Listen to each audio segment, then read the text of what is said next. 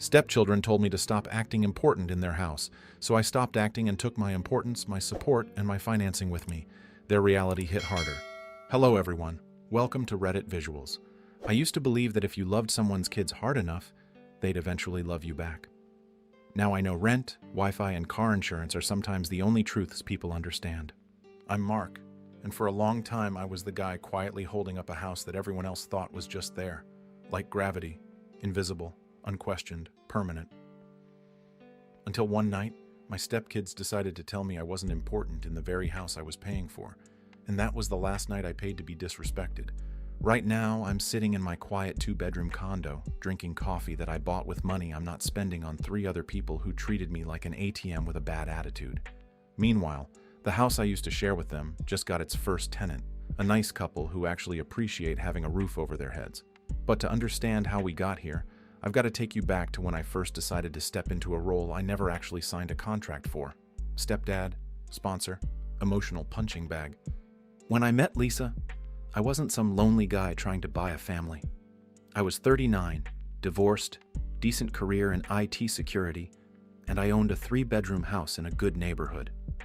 Not inherited, bought. Every late-night shift, every freelance project, every crappy apartment I'd outgrown, all of that turned into a down payment and a mortgage with my name on it. I was proud of that place. It was the first thing in my life that felt stable and truly mine. Lisa came with the package, 2 kids, Evan, who was 14 at the time, and Kayla, who was 12. We met at a work friend's barbecue. She was funny, warm, and had that tired but still trying look single moms get when they've carried everything themselves for too long. I liked her immediately. The first time I met the kids, they barely looked up from their phones. That honestly didn't bother me. Preteens and teenagers are basically half-charged robots until they need something. Evan gave me one of those chin nods. Kayla gave me a, hey, and went back to her tablet. Cool. Fine. We weren't a family. We were strangers eating pizza in the same room. Over the next 2 years, things got serious with Lisa. She started staying over more, then leaving a toothbrush, then a drawer, then a whole wardrobe. The kids started spending weekends at my place, then whole weeks when her lease was up and her landlord jacked the rent by $400 a month. Moving in temporarily turned into, it just makes sense, we're here all the time anyway. I said yes, I wanted it. A family. Noise in the house. Someone else's shoes by the door. Here's where I made my first mistake. I never established clear financial boundaries. Lisa offered to pay rent, about $600 a month, which didn't even cover a third of the mortgage, but I waved it off. We're building a life together, I said. Don't worry about it. She'd buy groceries sometimes, maybe twice a month, and I told myself that was enough. It wasn't about the money.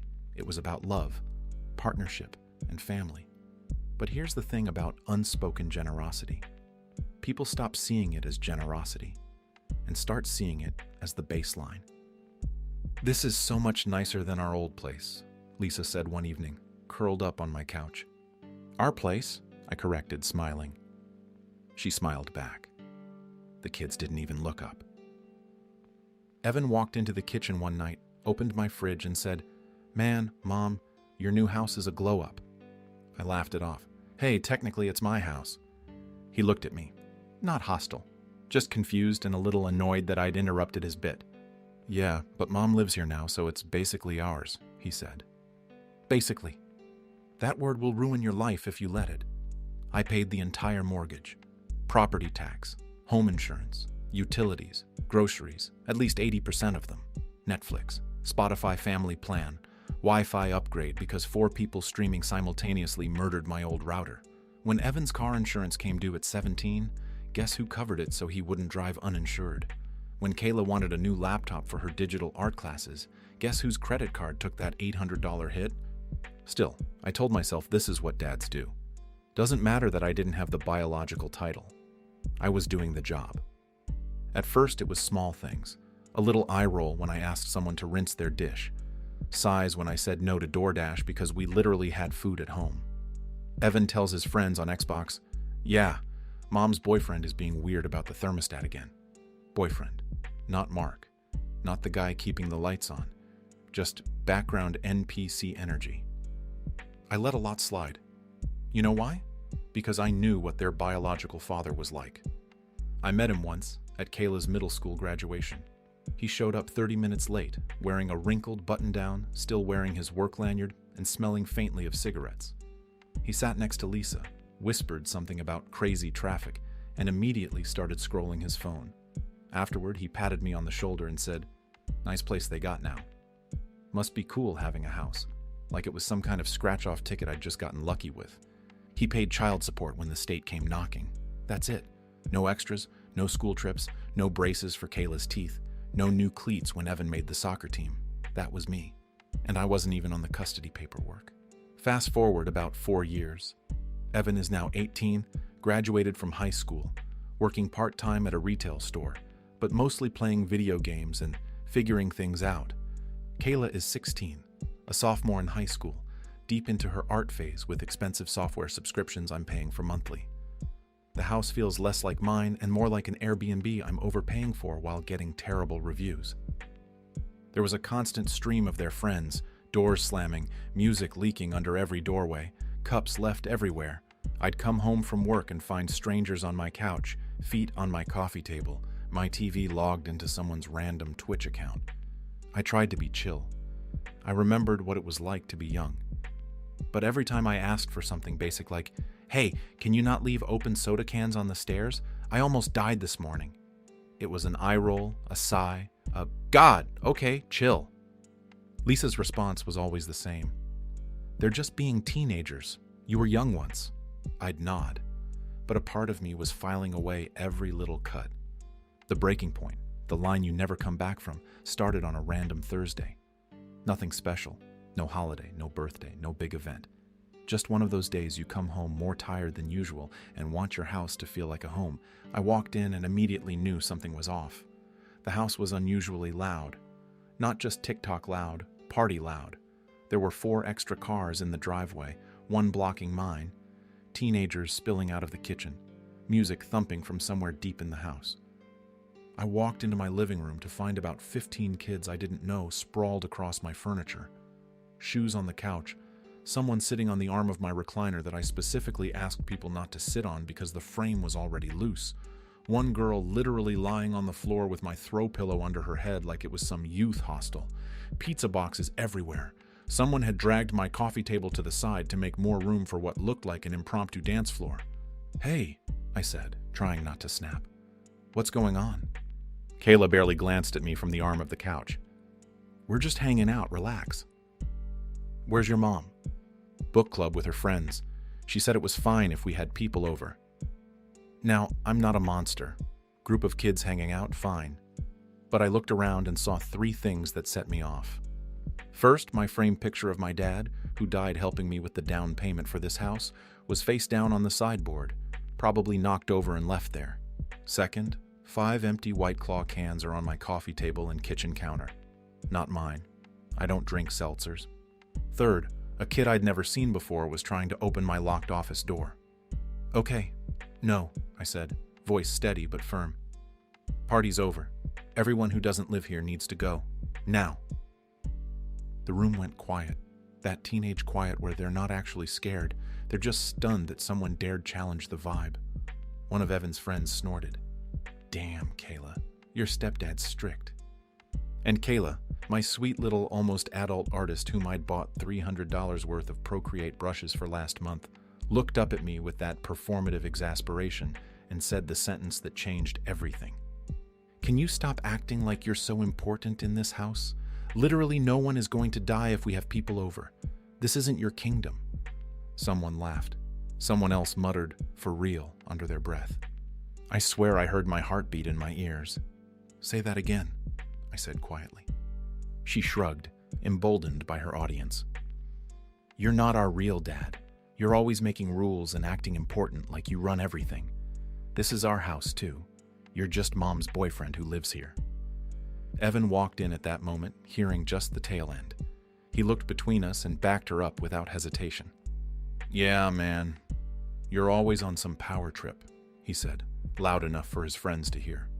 "If you don't like it, you can go to your room or something. We're not bothering you." That was the moment. The moment where every bill I'd paid, every late-night talk, every ride to school, every Christmas gift, every time I'd fixed a leak or shoveled snow or replaced a broken phone charger, every single invisible act of care collapsed into one single clear truth. They didn't see me. Not as a dad, not as a provider, not even as a person whose name was on the deed. I just stared at them, and something inside me clicked, not snapped. Snapping is loud and messy. This felt precise, clinical, like a switch. Got it, I said. You know what? You're right. And they both looked a little thrown that I wasn't yelling. You're right, I repeated, voice calm. I have been acting important. That's on me. From now on, I'll stop acting and let reality speak for itself. Kayla rolled her eyes. Oh my God, here we go with the dramatic speeches. I smiled. It probably scared them a little. It scared me. No speech, I said. Just a new policy. Enjoy your night. Everyone, don't drink in my house, especially if you're underage. Don't break anything you can't afford to replace. I'll be in my room. Then I went to my bedroom, closed the door, locked it, sat on the edge of my bed, and made 3 decisions. 1. I would stop trying to be the understanding stepdad and treat this exactly like what it had become, a financially lopsided living arrangement with tenants who didn't respect the landlord. 2. I would never again pay another bill that someone else felt entitled to while calling me irrelevant. 3. Whatever I did next would be slow, legal, calm, and unforgettable. The next morning, I was up before everyone else. I made coffee, sat at the kitchen table, and pulled out a yellow legal pad. Old school. I started writing down everything I paid for: mortgage, property tax, insurance, utilities, groceries, streaming services, car insurance for Evan, Kayla's phone line, her art software subscriptions, gas, and school fees. The number at the bottom of that page was staggering. Nearly $4,000 a month, and that wasn't even counting one-off expenses like new tires for Evan's car or Kayla's homecoming dress. Then I made a second column: what they directly contributed.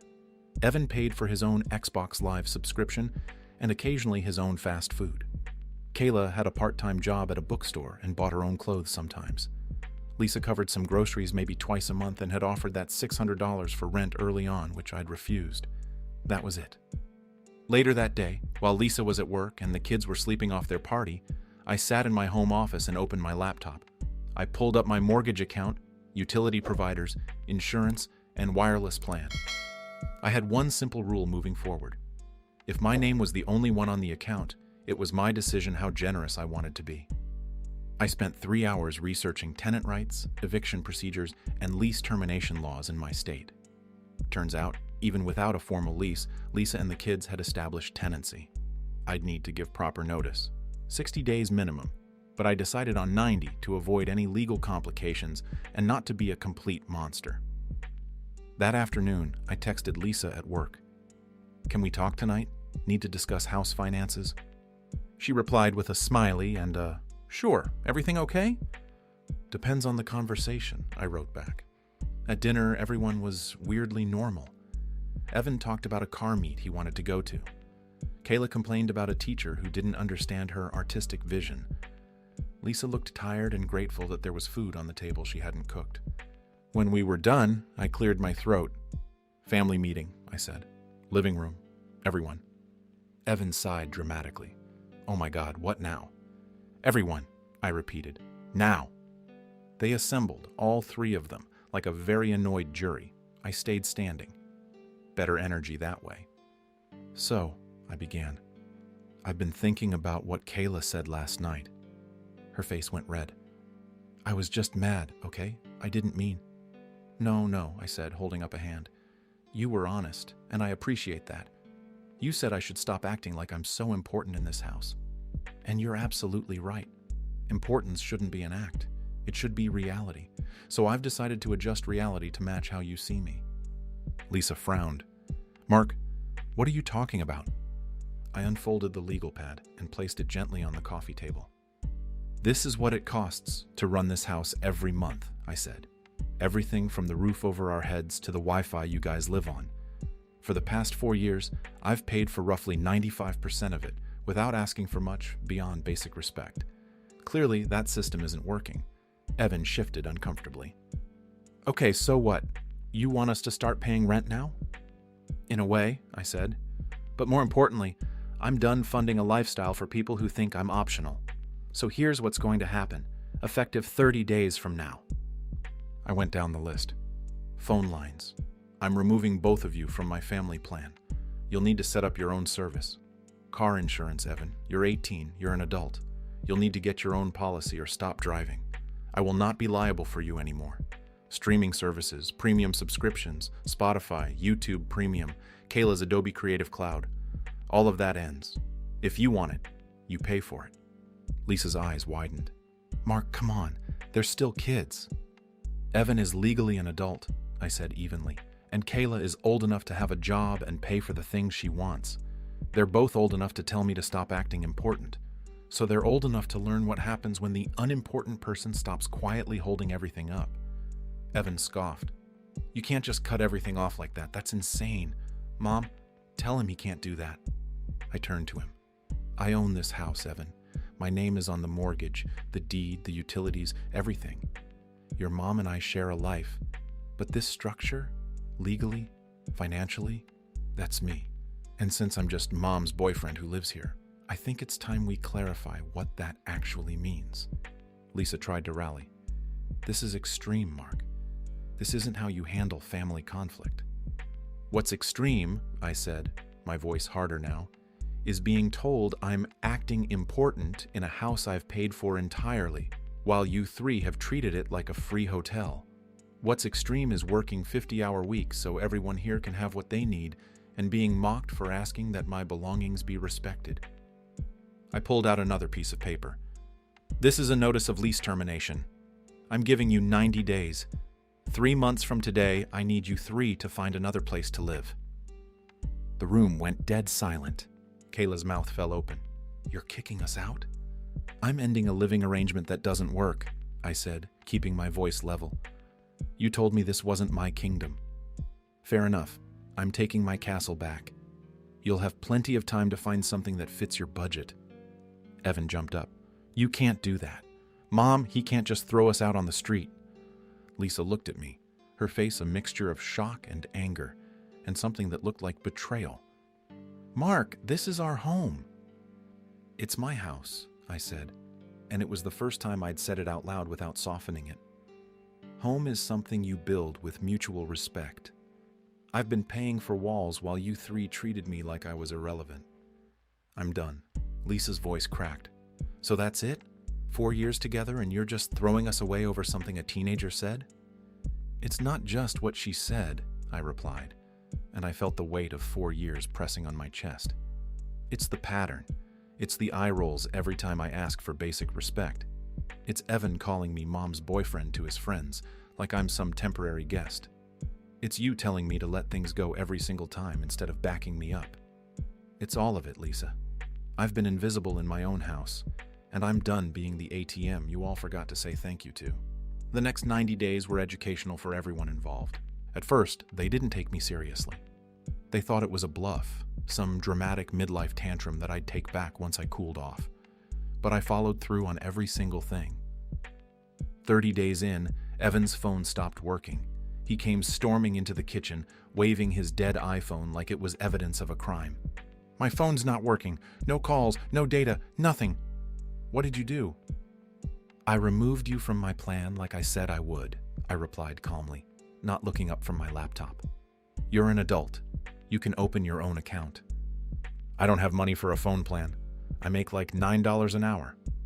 Then I guess you'll need to pick up more shifts or find a cheaper plan, I said. There are prepaid options for $30 a month. Very manageable. He stared at me like I'd suggested he live in a cave. This is insane. Mom! Lisa, who was sitting at the table with her own coffee, said nothing. We'd had several very loud arguments in private. She knew I wasn't budging. Evan slammed his useless phone on the counter and stormed out. Next was Kayla's art software subscription expiring. She came to me with actual tears in her eyes. My Photoshop isn't working. It says my subscription expired. And my Procreate cloud backup. I can't access any of my files. I canceled the autopay, I said, and I kept my voice gentle because, despite everything, I didn't want to hurt her. We talked about this. But my portfolio for my college applications will still be there when you're ready to take responsibility for it, I said. I'm not deleting anything. I'm just not paying for it anymore. You have a job. You can afford the basic plan. It's $50 a month. Then budget for it, I said. That's 10 hours of work at your bookstore job. Or talk to your father. I heard he's very concerned about your well-being. That last part was petty. I admit it. But it felt good. Lisa started to crack too. She'd gotten used to not checking price tags, to tossing things in the cart because Mark will cover it. Now, when we went grocery shopping, I paid for my own basics and handed her the rest of the receipt. This isn't how a family works, she snapped one night, staring at a $140 grocery bill that was now her problem. No, I said, this is how a business works. And that's what you made this when you decided my role was optional and my contributions were invisible. She tried a different approach, softer. Late at night, when the kids were asleep, she'd curl up next to me and say things like, I know you're hurt, but can't we work through this? Therapy? Counseling? I don't need therapy to know my worth, I said. I need the people I live with to recognize it. And they've made it very clear they don't. Things got tense. There were whispered conversations behind closed doors, text messages I wasn't supposed to see, calls to her friends where I was painted as the villain. I didn't care anymore. Let them rewrite history. The bank statements didn't lie. Around day 60, Lisa's ex-husband finally made an appearance. He showed up in his dented SUV on a Saturday morning, walked around the yard like he was appraising the property, and knocked on the door with this self-important energy. I answered. We need to talk, he said, puffing his chest out like he'd been elected spokesperson. About? About you kicking my kids out of their home, he said. What kind of man does that? I leaned against the doorframe. The kind of man who spent 4 years paying for someone else's kids while being told to stop acting important. How much are you contributing to their next place, by the way? His face reddened. That's between me, Lisa, and... So nothing, I said. Got it. Anything else? You're a real piece of work, you know that? And you're a real piece of something too, I replied. But at least I showed up. He left angrier than he came. Good. On the final week before move-out day, the energy in the house was thick and miserable. Boxes everywhere. Lisa had found a 2-bedroom apartment about 20 minutes away. Smaller, older, louder neighborhood. The kids would be sharing a room for the first time in years. It was all they could afford on her income, plus whatever her ex sporadically contributed. I watched them pack, angry and hurt and bewildered. Part of me wanted to cave, to say, fine, forget it, stay.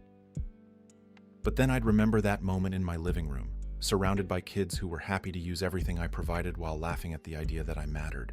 You don't reward that. You don't subsidize it. You let reality teach the lesson you couldn't. On moving day, I helped carry boxes. Not because I had to, but because I'm not a monster. Evan wouldn't look at me. Kayla cried quietly in the front seat of her mom's car. Lisa gave me one last look before she drove away, something between heartbreak and resentment. I stood in the driveway and watched them leave. The house felt enormous and silent. That first night alone, I walked through every room. No random shoes by the door, no half-empty cups on every surface, no music bleeding through the walls. Just silence.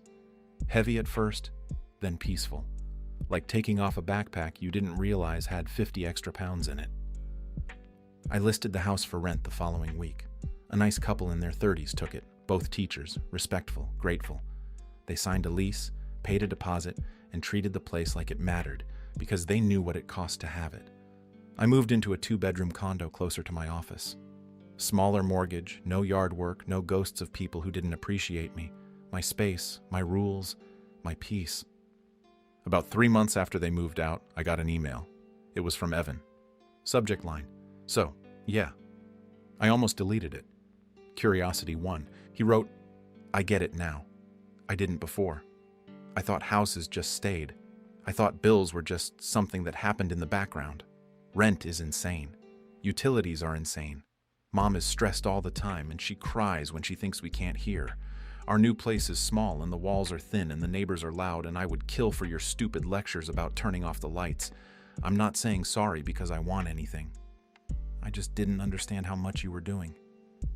You didn't deserve how we talked to you. That's all. I read it 3 times, printed it, filed it in a folder I keep on my desk. I waited a week, then replied, "Thank you for saying that. It means more than you think. I hope you're learning what it means to stand on your own and to value the people who show up for you. I'm not your enemy. I never was. But I won't be your invisible safety net again either. I wish you all the best." He never replied. He didn't have to. I heard through mutual acquaintances that Lisa eventually found a roommate to split costs. Kayla picked up more hours at the bookstore and started selling her art online. Evan got a second job. They're surviving, maybe even learning. As for me, I'm better than I've been in years. I can sit on my own couch without wondering who's going to mock me for wanting it treated with care. I open my fridge, and everything inside it is something I chose to buy. When I stand in my living room, I know exactly how important I am in this space because if I walk out, the only person affected is me. Do I miss the idea of family? Sometimes. I miss what I thought we were building. I miss the version of those kids I imagined would grow up and see me as someone who mattered. But if I had stayed, kept funding everything while they tore me down, I would have been teaching them the worst lesson of all, that you can treat someone like they're nothing and still expect them to give you everything. So that's my story. Stepchildren told me to stop acting important in their house. So I stopped acting, took my importance, my support, and my financing with me, and let reality hit them harder than any lecture ever could. Now I've got to ask you, was I wrong for what I did? Was pulling my support and making them move out a cold overreaction? Or was it the only way to make them understand the weight of what I'd been carrying? What would you have done in my place if your stepkids told you to stop acting important in the house you were paying for? Drop your thoughts in the comments. I genuinely want to read your verdicts and your stories, especially if you've been in a blended family situation where respect became a currency nobody wanted to pay.